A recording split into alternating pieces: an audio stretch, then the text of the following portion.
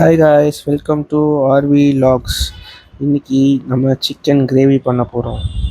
First அதுக்கு கடையில் போய் சிக்கன் வாங்கிட்டு வந்துட்டு சிக்கனை நல்லா கழுவி 3 வாட்டி கழுவுங்க. சிக்கனை நல்லா தண்ணி போட்டு ரன்னிங் வாட்டரில் கழுவுங்க. கழுவிட்டு பாருங்கள், ஃப்ரெஷ்ஷாக இருக்கா சிக்கனை. ஸோ இப்படி எடுத்துக்கோங்க கழுவி. சரியா? இப்போ அதுக்கான ப்ரிப்பரேஷன் சொல்ல போகிறேன். ஃபஸ்ட்டு 2 வெங்காயம் வெட்டுங்க. ஸோ நான் 1/2 kg சிக்கன் எடுத்துருக்கேன். அதுக்கு 2 ஆனியன் கட் பண்ணிக்கோங்க.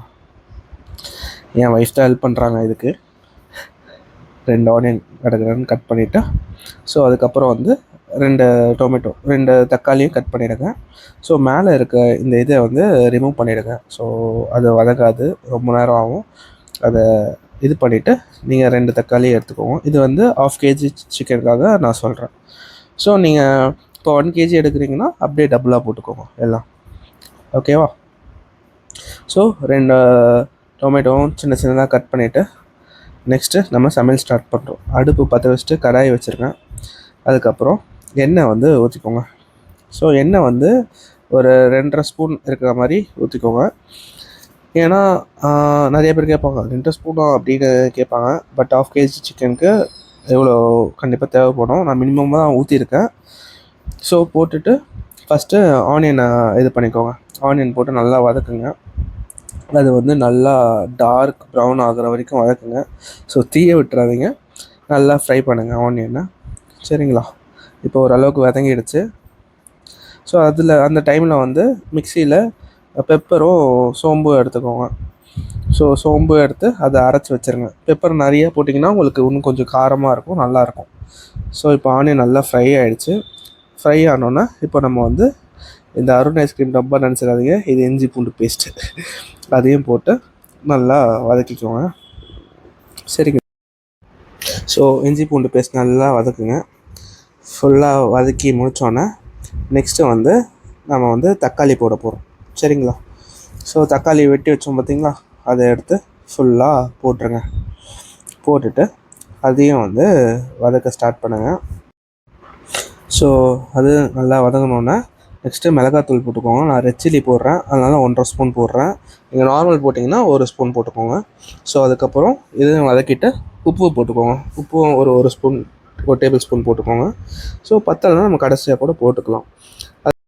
அப்புறம் பெப்பரும் சோம்பும் போட்டு அரைச்சி வச்சாச்சு. ஸோ அதை எடுத்து ஓரமாக வச்சுட்டு நல்லா வதக்குங்க. வதக்குனிங்கன்னா ப்ரான் தொக்கு மாதிரி ஆகிடும். ஸோ அதுக்கப்புறம் 1/2 kg சிக்கன் எடுத்து போட்டுருங்க. சிக்கன் போட்டுட்டு நல்லா பரட்டி விடுங்க. ஸோ ஃபுல்லாக மசாலா கோட் ஆகட்டும்.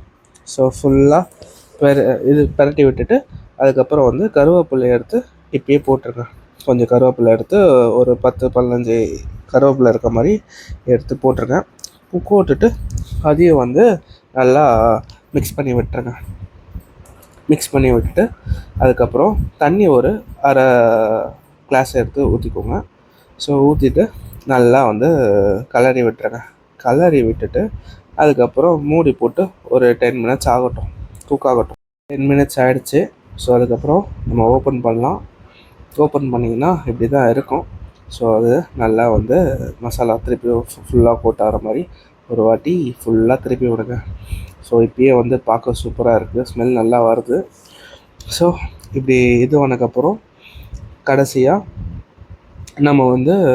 நம்ம அரைச்சி வச்சோம் பார்த்திங்களா அந்த மசாலா. ஸோ அந்த மசாலாவை மேலே போட்டுடலாம். லைக் பெப்பரும் சோம்பு போட்டோம் பார்த்திங்களா, அதை நல்லா எடுத்து இது பண்ணிவிட்டு திருப்பி நல்லா திருப்பி விட்ருங்க. ஸோ தட் அப்போ காரம் நல்லா இறங்கும், உங்களுக்கு மசாலாலாம் நல்லா ஊறி சூப்பராக இறங்கும்.